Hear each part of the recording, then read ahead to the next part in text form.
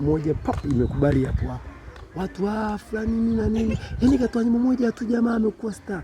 Kumbe hawajui mtu background ya maisha yake, mtu amepita changamoto nyingi sana, alikuwa anaposti vitu watu hawalike, anaposti watu hawaangalii. Walishazoea siku zote kufuata mkumbo. Wabongo wanafuata mkumbo. Kwa sababu star fulani ndo analika, wanamwangalia huyo star. Hata kama wewe ukiposti kitu anakuona nini bwana, mtu akwambia wewe utakuwa fulani bwana, pasipo kujua kwamba huyo anasema atakuwa fulani naye mwenyewe alianza kule. Ndio maana nafika sehemu watu wanasema wasanii Freemason wanahusisha wasanii na watu vitu vya ajabu ajabu. Fulani siku hizi anafanya mambo ya ajabu ajabu ndio maana amekuwa star. Fulani siku hizi bwana, unajua yule jamaa, yule baada ya kuwa na mtu fulani yule jamaa mwenye mambo ya ajabu ajabu yule, ndio maana leo unamuona naye amekuwa star. Unaona? Wanahusisha watu, hawajui background ya maisha ya mtu alikotokea, katokea mbali ya maaso mpaka hapa amefika sasa hivi.